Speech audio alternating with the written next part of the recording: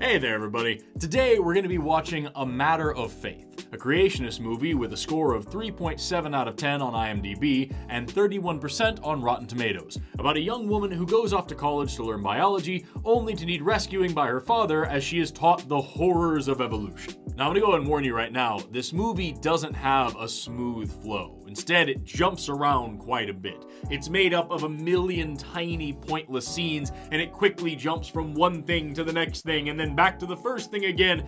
You'll see what I mean as we get into it, but I just want to say that this is immensely frustrating to narrate, and I'm gonna cut down whatever I can, but I need to leave some of it in so that you can appreciate just how weird it is. Let's jump right into it. Welcome back to Reacteria.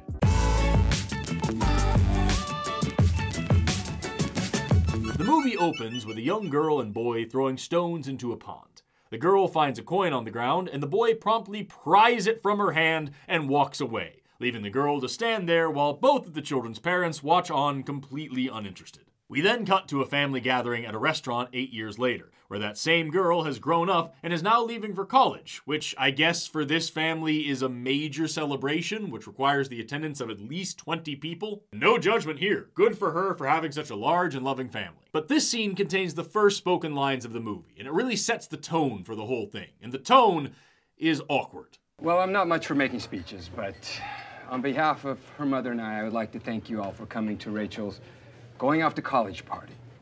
This is the moment I've been waiting for. Dad. What was funny? What I meant was the moment I haven't been waiting for. Oh, so the exact opposite. Cool. One of the hardest things for a father is when it comes time to send his little girl off to college. Just remember our deal, though. You promised you wouldn't get married until you're at least 45. Why is not wanting your kid to live their own life the trope? I've never understood that. Anyway, that's where this scene ends, and now we get a smash cut to Rachel packing her bags. As she steps out of the room, her dad slips a $50 bill into her Bible in a moment that could be called foreshadowing in the same way that the sun could be called bright. From here, we watch as Rachel drives away, pulls into the university, meets her roommate Allie, and attends her first day of biology class. Allie sits next to her and is wearing a scarf, as is the girl in the row behind her. And also this girl, this girl, this girl, this girl, this girl, this girl, and this girl. Overall, there are 9 scarves in this room. The biology class is led by Professor Kamen, who is hilarious. Out in the hall, behind my back, you can call me anything you like. But in here, I would appreciate Professor Kamen. Or if you must, Mr. Professor Kamen. Attend this class and you will pass. In fact, if you show up every time, I'll give you a C, even if I know you're only pretending to listen to me.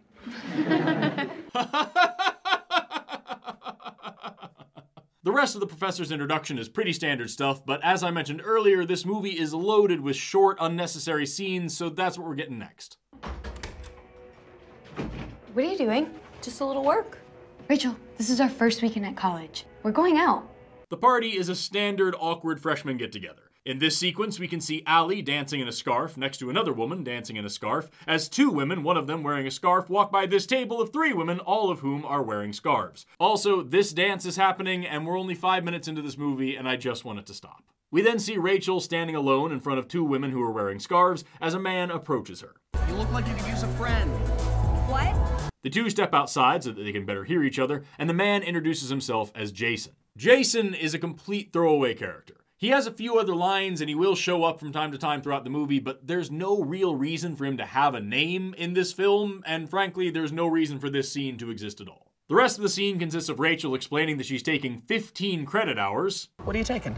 English, Spanish, government, algebra, and biology. Which is insane for the first semester of college, and that she's majoring in biology, to which Jason replies, You have a major yet, Rachel? I do. What is it? Biology. Oh. And that's the scene. What was that exchange? What was the point? Her other classes, besides biology with Professor Kamen, never come up again.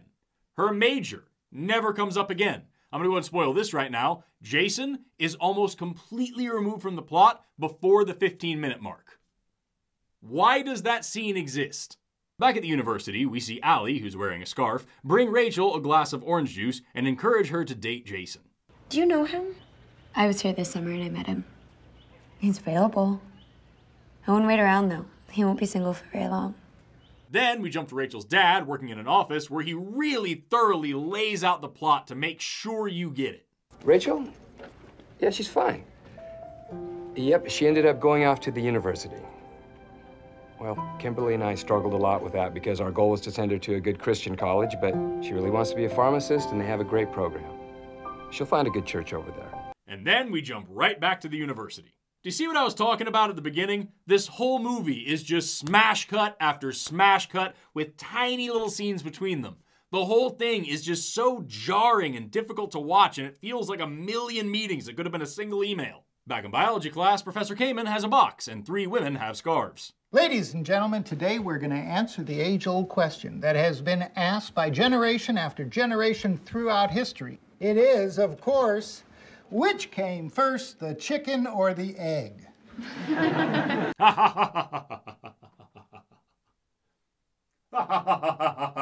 Mr. Blair, why the egg? Because without the egg, there could be no chicken. Good answer. All right, Miss Whitaker, why the chicken? Because without the chicken, there could be no egg. Good. Now, this is actually a really fun introductory biology lesson because the answer changes depending on how you ask it. If you ask if the chicken or the egg came first, the answer is the egg because egg-laying animals evolved before chickens did. But if you ask if the chicken or the chicken egg came first, the answer is the chicken because only chickens lay chicken eggs. And then the students inevitably ask, but what did the chicken hatch out of if not a chicken egg? And that's the crux of the lesson, because it gets them thinking about the concept of speciation and how it's a slow and gradual process with no clearly defined borders. And there isn't a single individual animal that you could pin down as the first chicken any more than there's a single point in somebody's life that you could pin down as the moment when they stopped being a baby and started being a child, or went from child to adult, or adult to old person, or anything like that. These are fuzzy, wiggly transitions, and the boxes that we use to define things in biology don't work super well at high resolution. And these are all really important concepts, and this is a great lesson to teach them, and Professor Kamen blows it. The egg came first. Scientific research of the fossil record and the diversity and similarity of living organisms has convinced most scientific minds that complex life forms evolved from simpler life forms. No, absolutely not. That is not what we are talking about here. Eggs are not simple life forms from which chickens evolved. Even if you meant that in the way that actual biologists mean those types of terms, that is the most confusing and misleading way that you could have presented that information. That lesson was trash. Put your props away and practice teaching in a way that diverse audiences can understand. We then get this scene where another professor orders a student to start transcribing years' worth of articles from the school newspaper into a digital format. The student complains that will be far too much work, and the professor reassures him that the university will be indebted to him for his effort. It'll take me my entire college career to do this. And the university will be indebted to you for your effort. And that's the whole scene. None of these characters are named at this moment. One of these characters will never be named, and we just have to live with that. Yeah, that's pretty much how I feel too. We then get this exchange between Jason and his friends. So she comes over last night to watch TV, and then she said she's only gonna watch it with me in the lounge. I mean, is that stupid or what? You know how to pick them. Yeah, I know how to drop them too. What? She's one of the cutest freshmen we've seen. I don't care. What an incredibly reasonable thing to say. I don't care how cute she is, we clearly have different goals in this relationship. I would like to be moving more quickly, she would not, so rather than continuing to string her along or attempting to push her boundaries, I'm just going to move on to somebody else who more closely matches my romantic and sexual interests. That's a fantastic decision. Thank you, Jason. But then his friend says this. You know what your problem is, Jason? You give up too easily. And then the scene ends. That's the whole thing. From the first frame to the last, that scene is 23 seconds. And the scene that follows it is Rachel's father looking in on Rachel's childhood bedroom and letting out a forlorn sigh. That scene, from the first frame to the last, is 21 seconds. What is with this movie and the random tiny scenes? I get that you might want to show little bits of development for the different characters, but they are so short and so sporadic.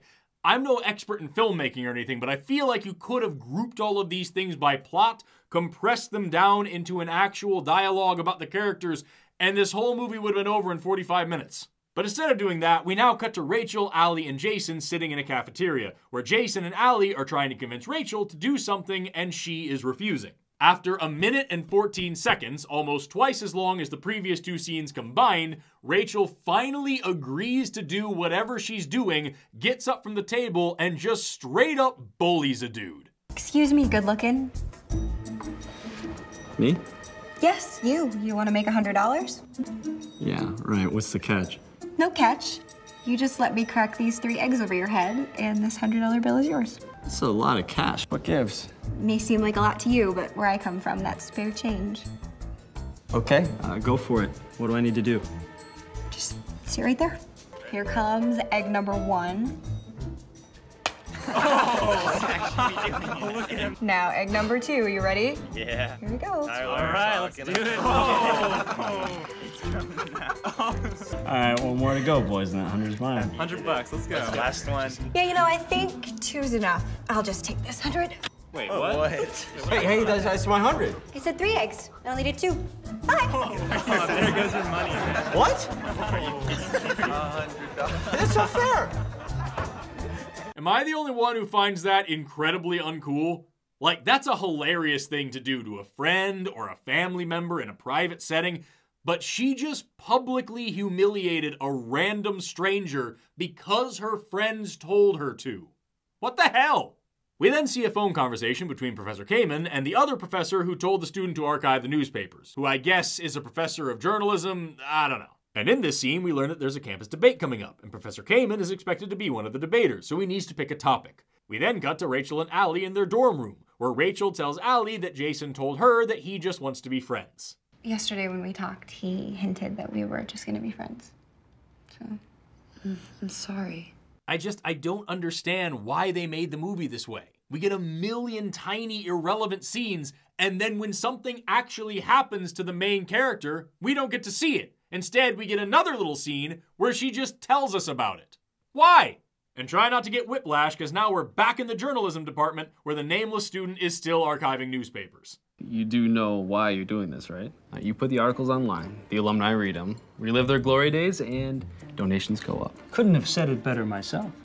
Wait, if that's what this is all about, I should be getting a cut here. Evan, you're all set to cover the debate tomorrow night, right? Yes, sir, I'll be there. I should get a cut of this, Mr. Jameson. And the university will be indebted to you for your effort.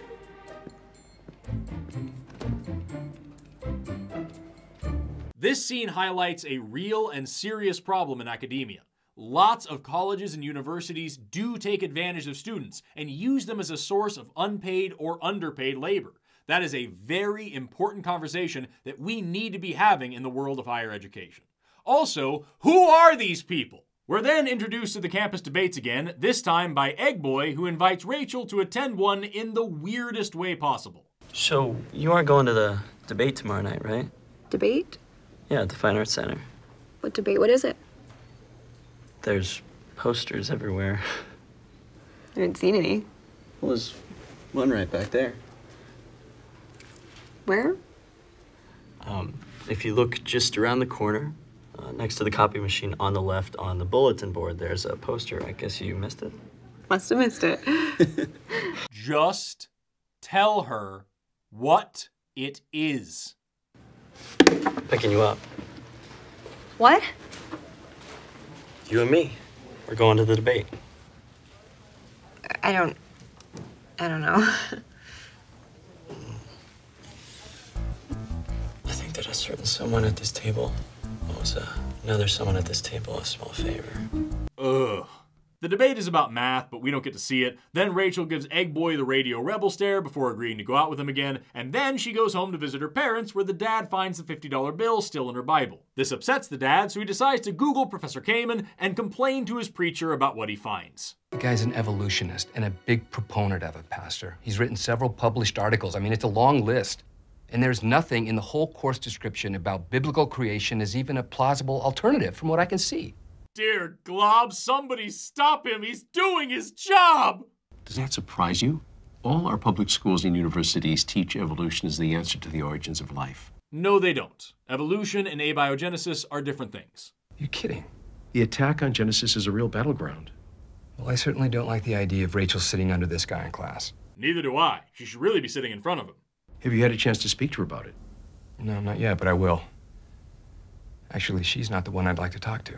I don't know what he's talking about, but I'm changing my phone number just in case. We then return to Professor Kamen's class. Mr. Blair, may I dialogue with you for a moment? Yes, sir. I understand you're here on a track scholarship. You're a 1,500-meter man. Yes, I am. Do you mind my asking, what's your best time in that event? 4:03.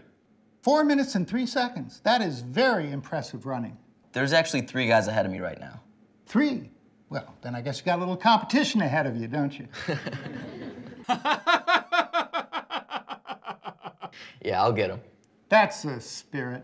You got what, 10 teams in the conference? So let's say there are 4 fellas on each team running the 1,500. That's 40 runners. Where do you think you place among them? 30th, maybe? Could be. Well, then I guess you got a lot of competition ahead of you. But it all gets a lot less funny when Professor Kamen starts explaining human evolution very wrong. Mr. Blair can certainly outrun anyone in this class, but better than that, if he had run the 1,500 meters in that kind of time, in the 1896 Olympics, he would have won gold. He'd won by 30 seconds. As we evolve, we're getting faster, stronger, smarter. Look at the technological leaps that have happened just in the last 50 years.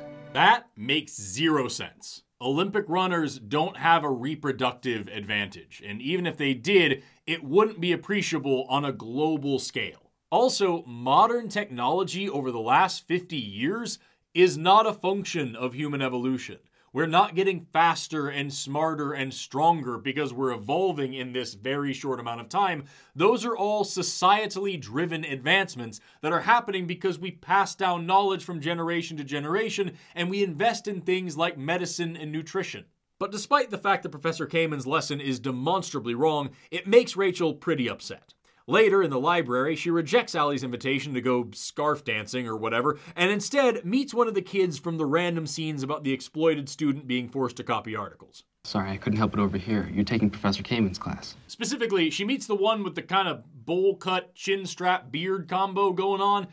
Anyway, he tells her that the professor isn't right. By the way, Rachel, he's not right. $20 says Rachel's eventually going to end up with this guy. I mean, I already know the answer, but in all fairness, I did write that down in my notes. $20 says he becomes the love interest. I actually wrote that down when I first watched this movie. Right next to, what do you think the scarf budget for this film was? Then Egg Boy reveals his plan to sleep with Rachel as revenge for the whole egg thing. Come on, Tyler, man. And I told you should just dump her. Look, boys, I'm not just gonna let someone crack 2 eggs over my head and come away empty. To be fair, they never actually specifically say that he's trying to have sex with her. They just keep saying things like, Jason gave up too early, and he's gonna get farther than Jason did, and we'll see how Christian she really is. Right? I'm just not as impatient as Jason over here. I'll let you know how religious she is. It's all just super gross, and it just feeds into the fear-mongering narrative of the cruel and sinful outside world that these movies rely on. Then Rachel's parents visit her on campus, and the dad goes to confront Professor Kamen. This conversation, as it's written, kind of sucks, so I'm just going to fill in the blanks with what I think should have been said. Professor Kamen, I don't mean to come off so direct or with any disrespect, but I'm concerned about what you're teaching in your class. Is that so? Can you give me an example? Well, it seems your class deals quite a bit with the subject of evolution. Yes, it does. Can you explain to me why you teach only evolution? Because I am a trained scientist, and part of my career is to train new scientists. Rachel has chosen to study biology, and evolution is the central theory of that discipline, so that's what I'm teaching her. But it goes against the core beliefs of everything we've been teaching Rachel all her life, against what Christianity stands for. Mr. Whitaker, I'm sorry to hear that my lessons on evolution have been upsetting to you. However, I must reiterate that I am a biologist teaching biology. Neither the science that I study nor the way in which I teach it are tailored to your or anyone else's religious beliefs. And quite frankly, being exposed to new ideas and perspectives is a necessary and expected part of higher education. If Rachel would like to learn more about the Bible, this university offers plenty of classes on theology that she is welcome to take. and some of them could probably even count as humanities credits towards her biology degree. But I don't think that you have a reason to be concerned about her. She's a model student, she's always studying, and she's only ever been to one scarf party. So while I can appreciate your concerns over your daughter's education, Rachel is an adult, which means she can study whatever she likes.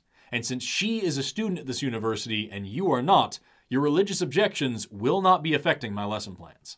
But of course, that's not where this conversation went. Instead, the professor just says things like this. Mr. Whitaker, I teach what my textbooks tell me to teach. Which just reinforces this ridiculous creationist idea that nobody with a science degree actually has a reason to believe anything that they believe, and that we all just memorize what our professors told us to memorize, and they memorize what their professors told them to memorize, and that all of us just go around regurgitating the same stuff, which is ridiculous. Not only is it a huge part of science education to learn how we know what we know, but many of these classes include a lab component where you actually learn practical skills and test things for yourself. I've calculated the force of gravity in a lab.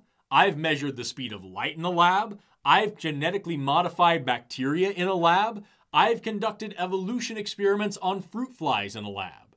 These aren't just things that people told me to believe. I learned them. I learned how the scientists of the past figured them out, and then I tested them for myself. These are all very important parts of higher education. But then Professor Kamen does something that's wholly inappropriate and challenges Rachel's dad to a formal debate on creationism versus evolution. Every month, the university sponsors a debate that is also open to the public. My department will be hosting the next one on October 19th. Why don't you and I debate this issue? It would be a great opportunity for you to express your views. Now, wait a minute, Professor Kamen. I did not come in here with any intention of doing a debate with you. I understand, Mr. Whitaker. It's just that I think this topic would be so valuable for the students. And you do believe in your viewpoint, don't you? Now, I want to be clear here. I regularly host call-in shows where we take live calls from creationists who call in to challenge me about evolution or God or whatever else. Those are conversations between regular people and someone with training in this area. But the difference is that those people are choosing to call me and have an informal conversation about what we believe and why. This, on the other hand, is a professional academic who works at a university that regularly hosts debates and who has years of experience teaching this stuff in front of a class, challenging a random dude who presumably has no experience in either debating or public speaking to a formal debate in front of a live audience. The power dynamic here is completely different and not okay. And it's not just because Professor Kamen is the one who's arguing for science. Even if the roles were reversed and the dad was the one with the reasonable position, you should still expect him to feel pressured to agree in this situation, to be utterly unequipped for this challenge, and to humiliate himself on stage. It is so unacceptable for the professor to challenge him like this. And then we're right back into a whirlwind of super short scenes, beginning with Rachel arguing with her dad about accepting the debate and making several good points. This man obviously has no respect for God or anything that we believe in. But Professor Kamen doesn't claim to be a Christian either. Do you know how embarrassing this is going to be for me? Right? Then Professor Kamen instructs the journalism teacher about the debate. Well, it seems some of my views are being challenged. Now, who in their right mind would challenge anything you say? And then the journalism teacher instructs Charlie Chinstrap to turn it into a news story, and then to add to his disgusting behavior, Professor Kamen announces the debate in front of Rachel's class and calls Rachel out specifically. Now we have a slightly unusual situation this time, in that my debate opponent is the father of one of the students in this class, Miss Rachel Whitaker.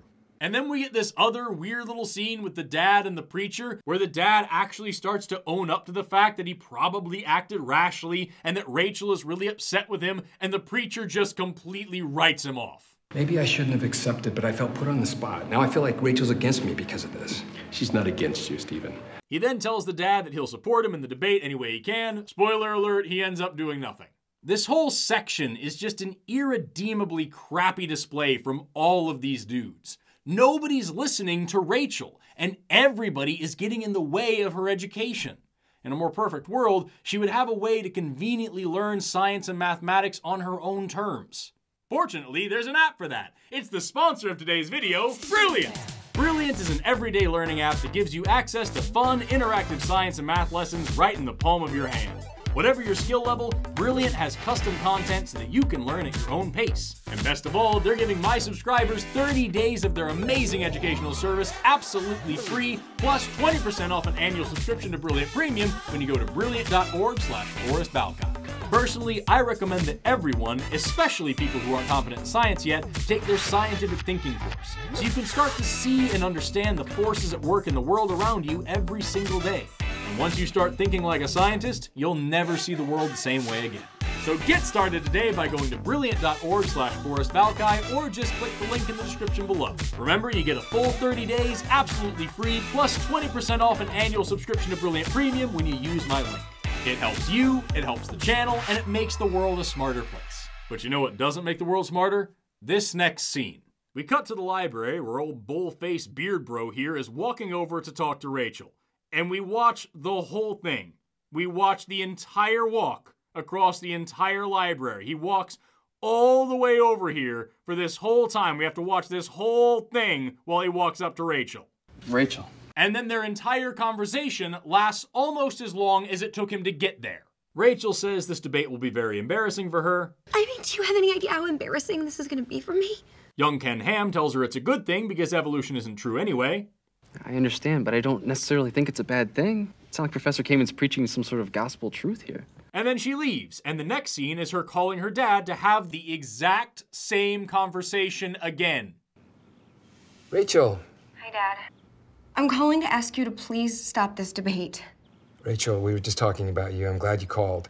This is gonna ruin me on campus, Dad. Yeah, I mean, she worked really hard to build up her reputation as mean egg lady, and now everybody's gonna know her as child of Bible man, and it doesn't get any worse than that. Rachel, this is an important issue. You're not gonna change Professor Kamen's mind. Then how does he believe the universe was created? What does he teach you in class? That there was a Big Bang or something? Dad, if you love me, you will stop this debate. Stop it, Jimmy! Please don't say that. You must stop this debate. Stop it. Get some help. Rachel, please. You must stop it! It's time to stop! It's time to stop, okay? No more! Where the f are your parents? Who are your parents? Back at the journalism club, we learned that Professor Kamen got another professor fired a few years back. It appears our dear professor got one of his colleagues fired over the same issue. What? Yeah, some instructor named Portland refused to teach evolution in his biology class, and Kamen got him ousted. As he should have. It's like a geology professor refusing to teach that the Earth is round, or a stats professor refusing to teach the central limit theorem. If a teacher is refusing to teach a core principle of their discipline, then they should not have a job as a teacher. But of course, that sort of logic wouldn't work well in a movie like this, so instead we cut back to the dad who's studying up on biology to prepare for the debate. Listen to what it says in this high school textbook I picked up at the library. Humans came from ape-like ancestors. There is nothing supernatural about the origins of human beings. How can they say that and get away with it? I don't know, but they are.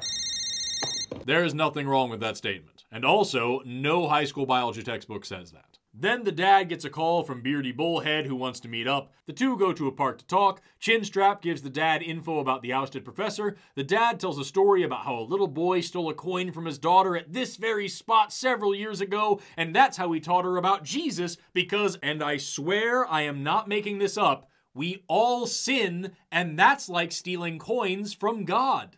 All of us have sinned against God in our own lives. In essence, we've stolen coins from him. Back at home, the dad calls Professor Portland, the ousted creationist professor, on the cell phone number that he got from a stranger, and asks him for his help. But Professor Portland says he's not interested. I was hoping you could help me. I said I'm not interested. See? Back at the university, Rachel meets with Egg Boy, who tells her not to worry about the debate. Listen, Rach, nobody takes those debates seriously. So if I were you, I'd stop worrying about it. But what you do need to start taking seriously is this is our flag football party coming up weekend after next. Then Rachel calls her dad, who tells her about his meeting with the Whiskered Wonder, so she goes to confront him. I don't know how I got myself into these situations. I can answer that one. You let Kamen play with your mind. She attended class. Just answer me this one question. Did God create this world, or did it come about through evolution, like Heyman says? Evan. Just answer the question, please. Neither, because the world didn't evolve. Evolution has gone from an explanation for the diversification of life to the origin of life, and now to the origin of the planet.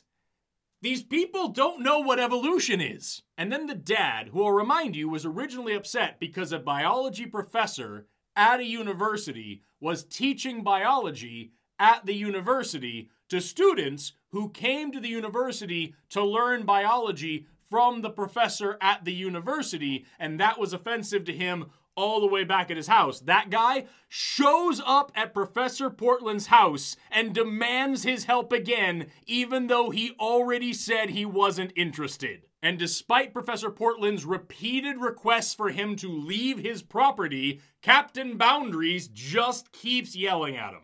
I asked you to leave.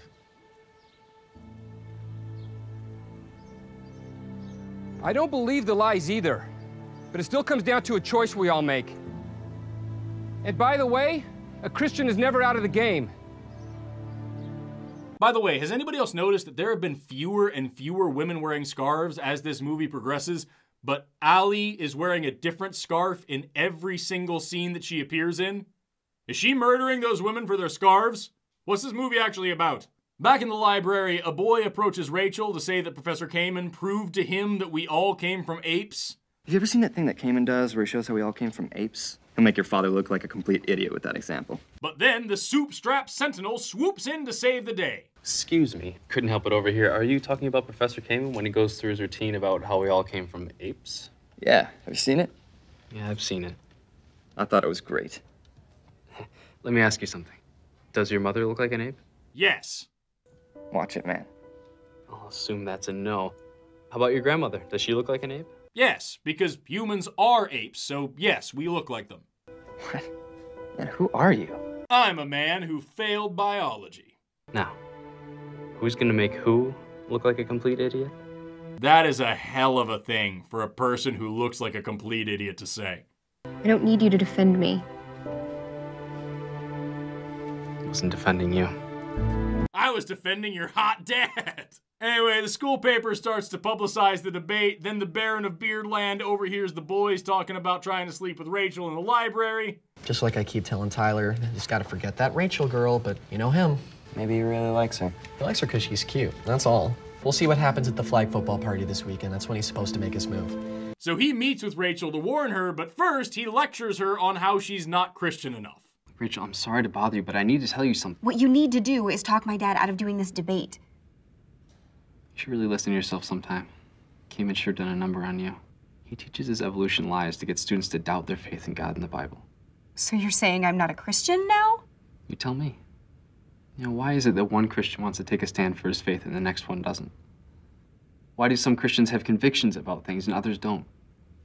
You can't just add Jesus to your life. You must submit your life to him. Just leave me alone. You can't leave yet. Yes, I can. Rachel, I came to tell you something. I'm not interested. Tyler's the one not interested. I just overheard two of his buddies talking about it in the library. I don't believe you. I wouldn't lie to you. But Tyler is. Then Rachel goes to her room to pray. Then she calls her dad to tell him she's sorry for not supporting him. Then she brings Allie some juice while wearing 3 different shirts. Then we get back to Professor Kamen's class where 1, 2, 3, 4, 5, 6, 7, 8 women are wearing scarves. Oh, good. The women are safe and the scarves are returning. That's a relief. But before Rachel leaves the classroom, she lays the smackdown on Professor Kamen. Was there something else, Miss Whitaker? Yes, sir. Well? The chicken came first.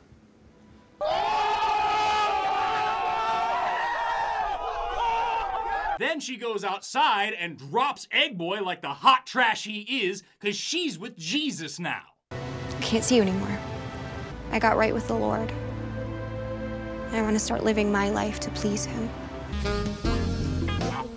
And just when you thought we were out of the woods, we get another barrage of pointless scenes with jarring smash cuts as Egg Boy accuses Jason of telling Rachel about his plans and ruining the side plot. What are you doing, man? What did you tell her? Who? Rachel. I don't know what you're talking about. She turned on me, man. Somehow she knows. Well, it wasn't me.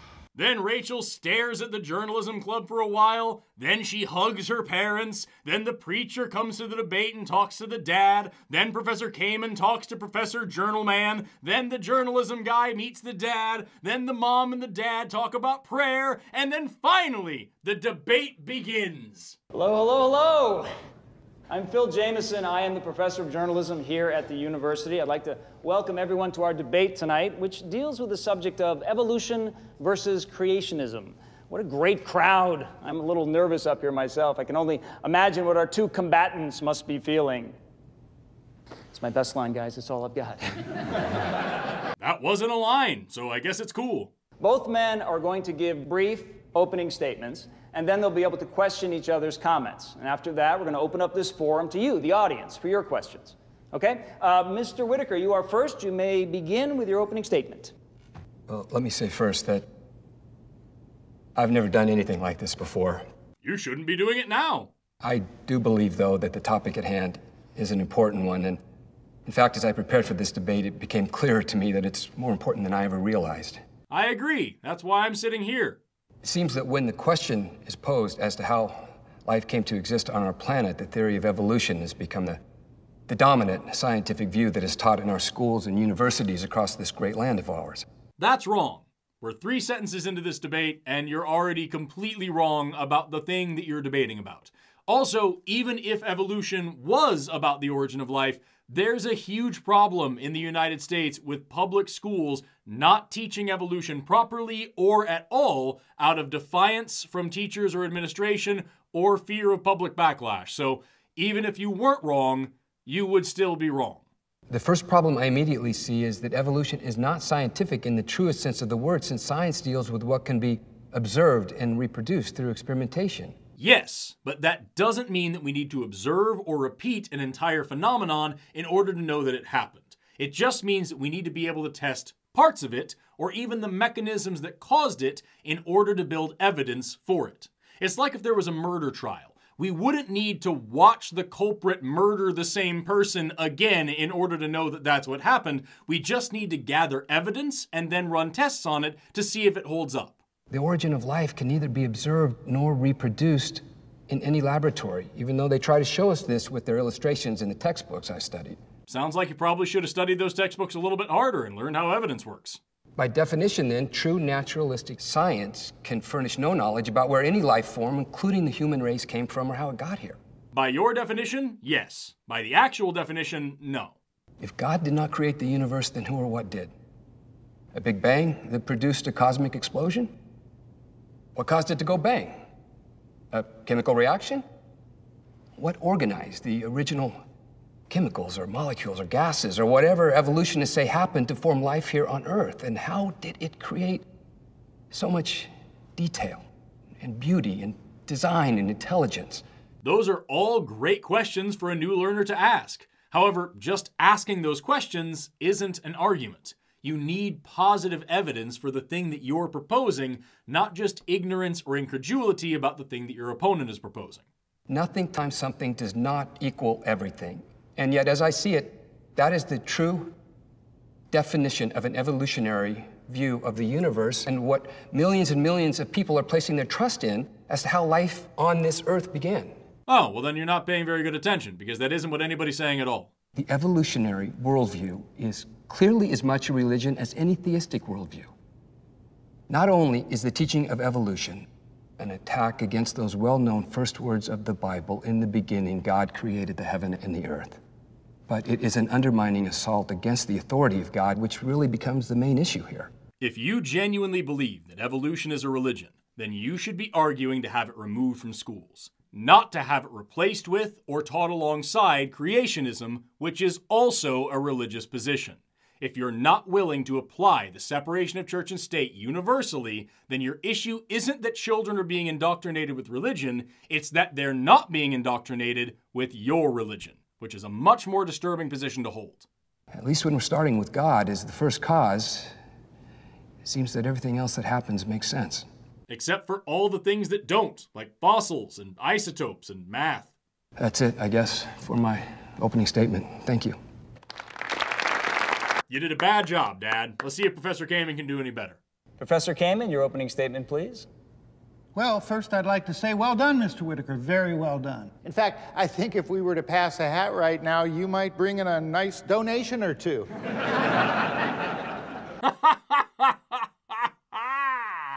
I just had a few problems with what you said, especially at the end there about God being the first cause. You can't prove any of it. Now, I know you're going to say that it all has to be taken on faith, but that's always the out on your side. That's always the explanation. We know what faith is. It's wishful thinking. This is a terrible way for Professor Kamen to start his argument, and it doesn't get much better from here. First of all, these are supposed to be his opening statements. He's supposed to be using this time to detail out his position and what he's going to be arguing for, but he doesn't do that. And when you think about why, it actually makes a lot of sense. The people who made this movie don't know what evolution is or how it works, as they've proven time and time again throughout the whole film. So it's not just that Professor Kamen doesn't make a good argument, he can't. The writers don't know how. So all they can have him do is attack the dad's position, which isn't appropriate at this time, and go on a tirade about faith, which is important for this debate, but should not be here. Having the professor criticize the dad for not having a good reason to believe something while he himself can't give a good reason to believe what he believes in is what you should logically expect from these writers. Because as I've explained before, when you're used to dogmatic thinking, it's very difficult to understand how scientific thinking works, let alone argue for it. So I'll keep pointing out the flaws in what Kamen says as we go along, but just remember, his arguments suck on purpose. But when it comes to the evolutionary answer, laboratory experimentation, and intensive scientific analysis have proven conclusively that living organisms evolved from non-living chemicals. And what makes that so important is that it means that intelligence wasn't needed for life to form in the beginning. Using words like proof in a colloquial setting is totally fine. But in a scientific debate, especially a debate over whether or not science is trustworthy and reliable, it's really not appropriate. Science deals in evidence, not proof. We are always willing to change our minds with new evidence, and words like proof make it sound like the truth is set in stone and never going to change, and that's very misleading. Also, I can't stress this enough, life didn't evolve from non-life. Life formed from non-life. Evolution is what happens after life starts reproducing. And most importantly, you can't just say that laboratory experiments and analyses prove your point unless you're willing to give at least a couple of examples of those laboratory experiments, because otherwise you're just playing into the creationist talking point that all us scientists just memorize this dogma of evolution and we just say whatever we were trained to say without having any reason to believe it, which again makes perfect sense when you remember who wrote this movie. We are all descendants of a common ancestor, just as you and your cousins are descendants of a common grandmother. And through a process of descent with modification, that common ancestor gave rise to the fantastic diversity that we see in the fossil record and living all around us today. That is proof, Mr. Whitaker. That is scientific proof. Seriously, quit saying proof when your opponent doesn't know what evidence is. Evolution means that we're all distant cousins. Man and the oak tree, the hummingbird and the whale. Life is about change, and the sequence of fossils in the strata documents that change. And the clear progression of simpler life forms evolving into more complex life forms is accepted by every clear-thinking scientific mind as irrefutable truth. And that's what we call a bandwagon fallacy. You can say that evolution is accepted by the vast majority of scientists, but saying that without supplying any specific evidence is really problematic. Radiometric dating of the Earth shows it to be 4.5 billion years old, give or take. And the rocks and fossils that we see all around us are millions and millions of years old. That's a lot of time for change, Mr. Whitaker. That is time for evolution. Thank you. So in the end, his argument is that evolution is possible and seems likely, but he doesn't give any details about what it is or how it works. Bad start. Then we get into the Q&A portion of the debate, which is completely out of control, and the dad's lines are just awful. Thank you, Professor Kamen. You may both now question each other's opening statements. Mr. Whitaker? I guess my first question for you, Professor Kamen, and the most important one I can think of is, how do you explain away God? How do you explain away pixies? God is not the null hypothesis. You don't have to explain something away when you have no reason to believe that it exists in the first place. Simply put, man created God. Dr. Sigmund Freud brilliantly observed many years ago that man is riddled with deep-seated fears, living as he does in a world of disease and famine and disaster. He postulated a being who could deliver him, all because he couldn't face the fact that eventually he was going to vanish from existence. So what's the purpose of life, Professor Kamen? We live, and then we die and go back into the earth. That's it. There's no afterlife. In this life, we get a chance to make a mark. If we do that, maybe the next generation will remember us, maybe we'll even teach them something, but there is no afterlife. I believe there's much more than that. Yeah, you believe, Mr. Whitaker, but do you have any proof of an afterlife? The Bible says we believe by faith. Faith in what? In a God we can't see, in a book we can't rely on? I'd like a little scientific proof. I can't offer scientific proof. Well, the words in this book that you hold so sacred, how do you even know they're true? The Bible is very trustworthy. I didn't ask if it was trustworthy, I asked if it was true. The Bible is the Word of God. Wasn't the Bible written by men? Yes, it was. Then how does that make it the Word of God? Look, I can't explain it. This is all a great discussion. Where's the moderator? Because none of this is on topic. So, you're betting your afterlife on a book you can't explain about a God you can't prove. I am sticking with Freud on this one, Mr. Whitaker. But then, just when all hope seems lost, something amazing happens. Something that would never be allowed in any debate ever. Freud was wrong.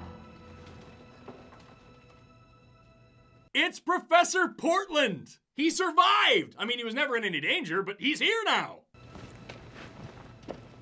Freud was wrong. Excuse me, sir. There'll be a time later for the audience to ask questions. It's okay. He's my friend and he's with me. Oh, well, I guess that means we can just change the whole format of the debate then. That's fine. So then Professor Portland walks on stage, tags in for the dad, and launches into an almost 8-minute speech about almost nothing relevant whatsoever. Both the dad's and Professor Kamen's opening statements were 2.5 minutes long. Professor Portland takes the stage and says nothing for almost as long as both of their opening arguments and the Q&A section combined. So I'm gonna cut this part down to just the relevant bits. Here we go. You never cease to amaze me, Marcus.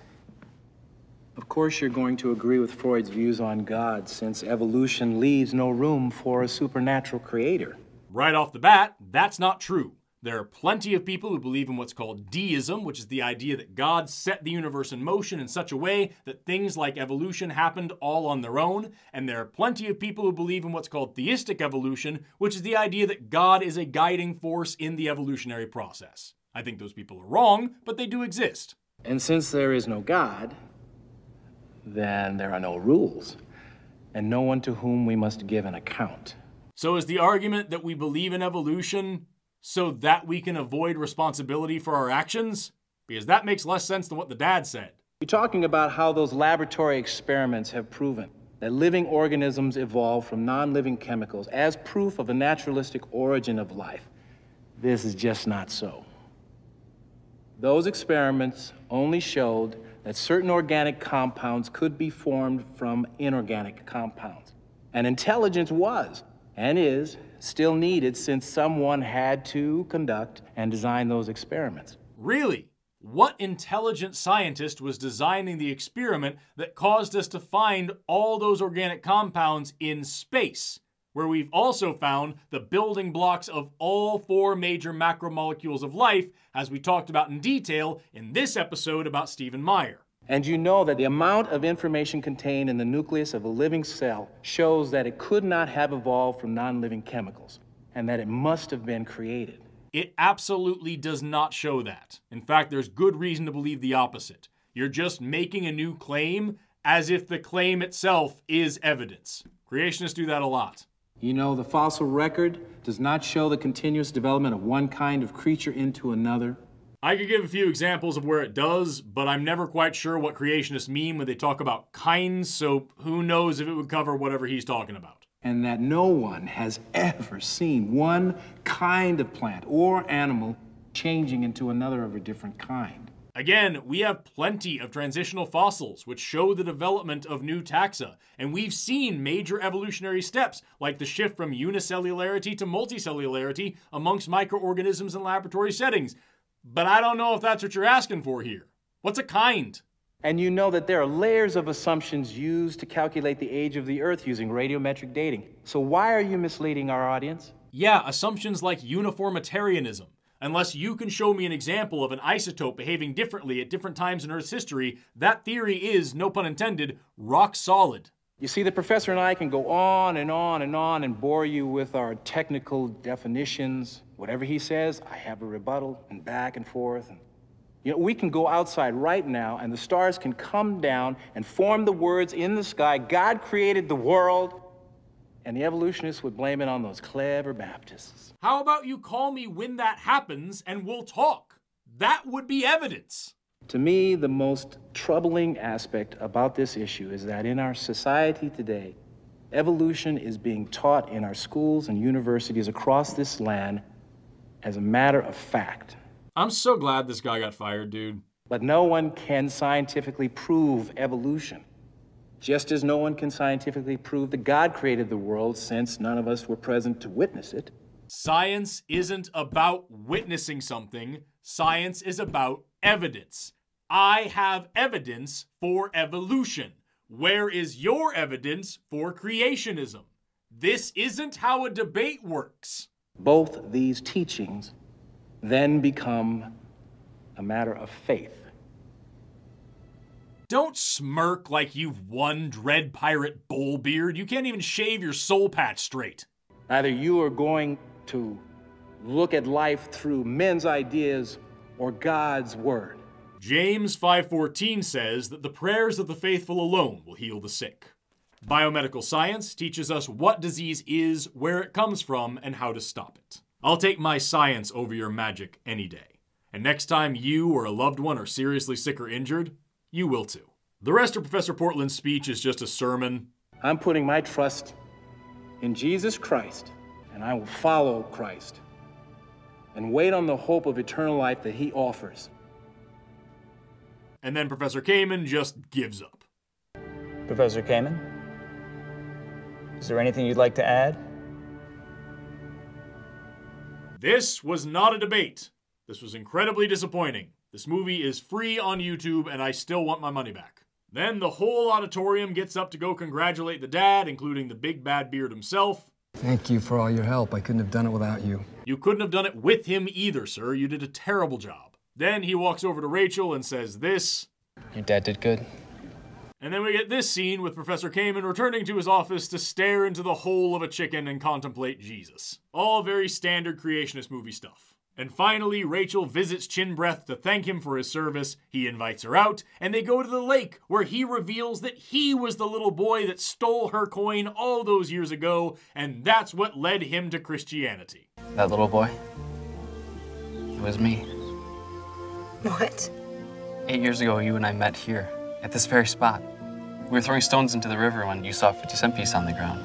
I came and snatched it out of your hand when you picked it up, just stole it from you. My dad saw the whole thing, and he used that incident to show me how I needed Christ. And so on that day, this selfish little boy became a Christian. Because just like all creationist movies, and indeed all the creationist videos in this whole series, they're not about evolution, they're about religion. Evolution is just the antagonist. You see, Rachel, God used you in my life. I wanted to say thank you. You're welcome. And so Beard Boy and Biology Girl go off to not have sex, and they live happily ever after until the day that one of them has to get a job in medicine, or biotech, or forensics, or agriculture, or environmental science, or nutrition, or any of the other countless careers that require a functional understanding of evolution. The end. Overall, I give this movie 1 out of 5 stars, 12 out of 5 scarves, and a science teacher challenge level of 2 out of 10, 1 point of which is added for the endurance component of this challenge, because at least a third of this movie is boring, irrelevant mini-scenes that are very difficult to keep track of. This is my last video for 2023, and I simply can't express just how much I appreciate you laughing and learning with me this year. Together, we've cultivated a community of kind, compassionate, inclusive, and curious people. And the more you interact with this channel, the more that community grows. So from the bottom of my heart, thank you so much for watching, liking, commenting, subscribing, and all the other stuff that you do here on YouTube.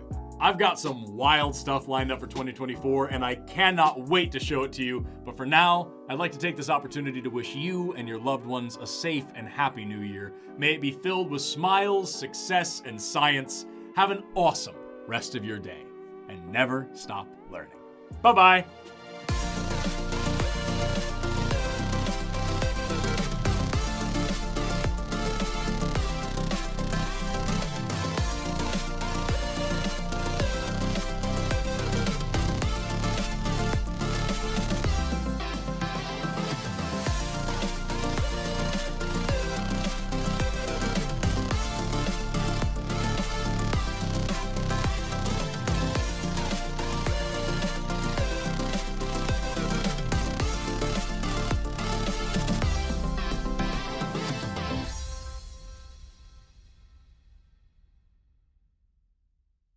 Does your mother look like an ape?